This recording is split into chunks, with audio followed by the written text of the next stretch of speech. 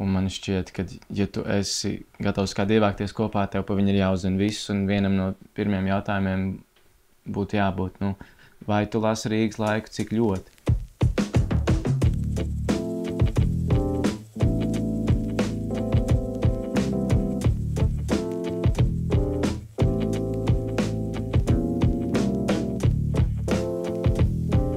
Kāds bija jautājums? Nē, es atceros, kāds bija jautājums. Kāpēc es lasu Rīgas laiku? Kā ir dzīvot kopā ar Rīgas laika lasītāju? Lasītājs būtu maigi teikt, es vairāk teiktu fanātu. Lai arī pats, protams, viņš saka, ka pat neko nav fanāts un tā tālāk. Gunders bija, ja? Gunč, skaties, cilvēkam dzīves laikā ir jāizlasa vismaz 4 grāmatas. Un mūsdienās jau 2 ir retums. Pats es nelasu, nē. Man nav vajadzība tam. Es diezgan bieži dzirdu citātus. Es nelasu Rīgas laiku, lai savāku kaut kādus faktiņus par Bauhausu, ko pēc tam atstāstīt geju draugiem krokodilā. Es lasu Rīgas laiku, lai uzzinātu pilnīgi visu par neko un nevienam to nekad nestāstītu. Es teiktu, ka visgrūtāk iet ar konkrētiem jautājumiem un konkrētām atbildēm. Pat tie paši jā-nē jautājumi. Paklau! Au! Es aiziešu uz veikalu, bet domāju, ko pastu paņemt uzšmorēt. Tur iedīs? Apstāties un ieklausīties pasaulē, kas tam pēkšņi atvērusies. Prusts? Arī Mardašvili. Ļoti labi, jā, fantastiski. Pastai jā vai nē? Nu, nē. Jā. Nē, nu, pastai nē, bet man kaut ko atnest no veikala jā. Paņemam ar žomi un zilos kamīrus. Pisies ārā no manas istabas, lūdzu. Jā, tā. Pirmajā mēnesī, kas tad dzīvoju, es atnāku vakarā mājās pilns ar bezpajumtniekiem. Kāpēc? Jo džekiem bija simpozija, kas ir vienkārši gudras sarunas. Jā, absolūti. Man tas ir... Principā es viens pats izglītoju visu Rīgas sabiedrību ar Rīgas laiku.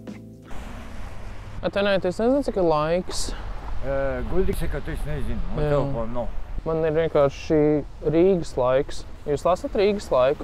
Man liekas, tā ir krūtākā lieta Latvijā, kas vispār ir. Un es iebāzu viņu jums aizmugurē somā to Rīgas laiku. Intelektuālā dišciltība. Rītups, Tīrons.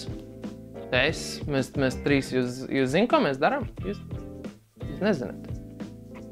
Mēs esam pēdējie, kas ir palikuši tā. Pēdējais metiens. Ir cilvēks, kam ir cigaretes un Rīgas laiks. Īre šajā skalā ir 3. vietā.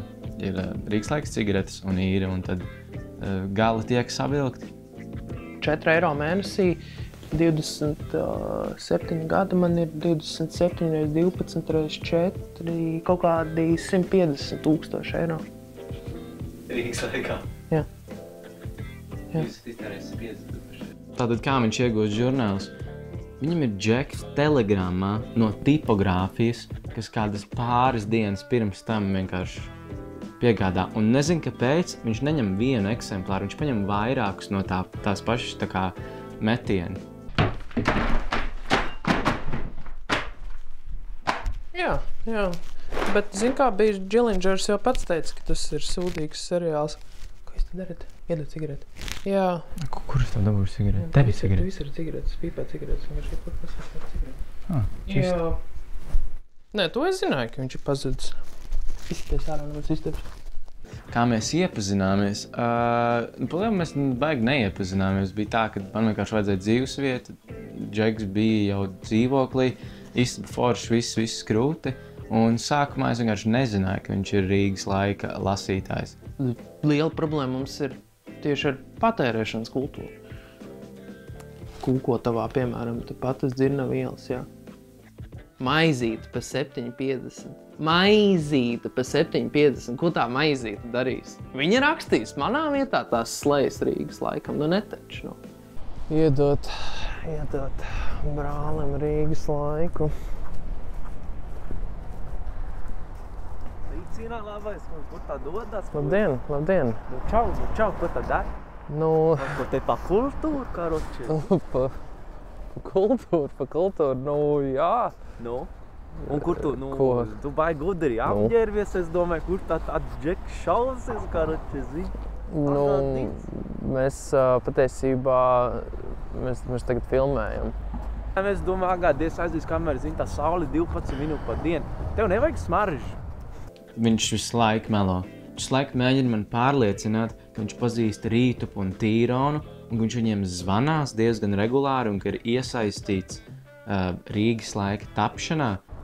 No Stockmann, ka Hugo Bossā lieliem burtiem ir raksta, baigi labā. Nevajag, Viņš kā 2 stundu vismaz durās, tu negribi? Viņas tukšas ir. Nav, Tas tā kā praktiski tukšas, tur nekā nav vairāk iekšā. Smaržu. Paņem štaus. Tu lasīji? Kaut ko lasi? Lasu, rakstu, karoče, pumpējos no rīta un tā, un zini, mauc, es darbojos.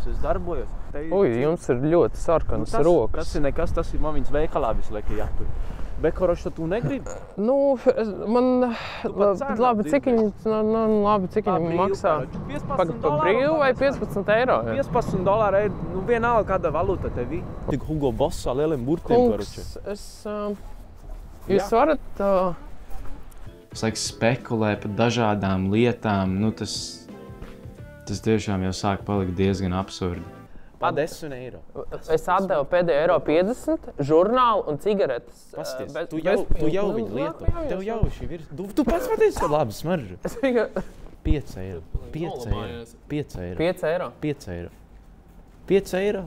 Jā. Un skaties, un smaržus labi iesāk kundzem uzreiz, viss būs galīgi, karoče, tehniski, galīgi labi. Ja nu kas, es te kād ik pa 2 nedēļas te paši varēs apkārdā, vai, zini, čivriu. Pagaidat, jums ir tas telefona numurs? Es atvainojos. Jums ir tas telefona numurs? Viņš neiedeva telefona numuru. Es viņam iedevu 5 eiro, viņš man iedeva smaržas un viņš vienkārši aizgāja projām. Tu raksti, lai aizmirst, vai ne? Šī vecā patiesība. Un mans istabas biedrs to vienkārši, viņš netver. Ir tāda ierasta lieta, ka viņš sēž toaletē, es tikai dzirdu, kā šķiras tās lapas, un viņš kungst. Nuorisoti, kun vēlaties piedzēršos līdz nemajai hipodramātu, kur čauks naudu krabrosās sievietes un skatoties šim $100 malkā un viņa krāšņām krūtīm lielajām pakaļām. Lai jūs vēl nedaudz samulsinātu. Es pielikšu klāt pie šī te varbūtības jēdziena vēl vienu. Alberts Einsteins arī teica, vienkārši būt nebūtu. Jā, viņš tā teica, bet varbūt mēs varētu atgriezties pie tā, ko teica Prusts. Pie viņa var dabūt cigaretes, es pats nepīpēju, bet, brīvi jūs ieraugat uz ielas, vispār nav problēma. Kaut kad uz mājām, jā. Negribu cigaretes? Cigarešu pauze, vienīgi tā liktenīgā ir. Nē, man salst jau roka. Ak, Dievs! Aha, jā, paldies. Jā, ļoti labi, paldies. Un neko, kaut ko, vienkārši cigaretes, lai piedāvā un zinu, ka es nekurīju. Sports, to arī ir interesanti diezgan vērot. Viņam no cīgām un sporta ir stipri pirksti, un tad viņš visas burciņas var dabūt vaļā.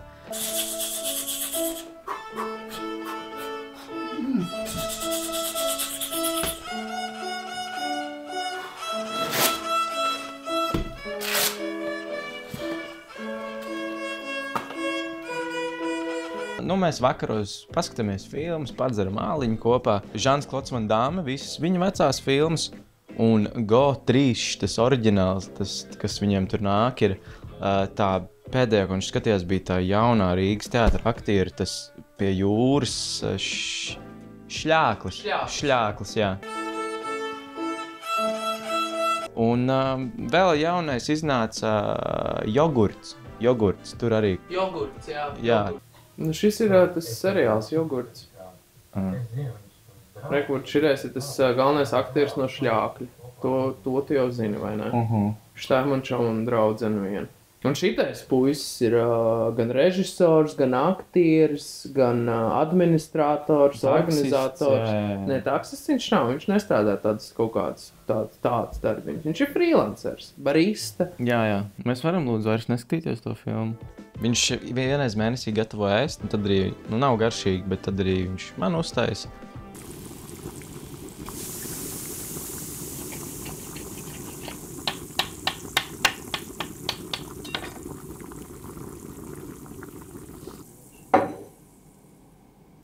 Šitie kilogramā pārdodas. Ok. 3 cīsiņi bija kaut 64 centi. Un tie makaroni jau bija iekšā. Nē, makaronis es pats saspraudu. Nu, es tagad vakarā sāku. Paši dizains. Nē, es internetā.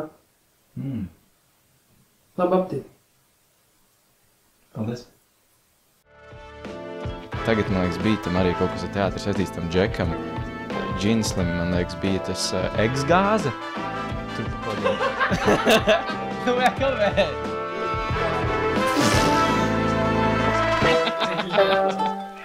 Šis ir labs.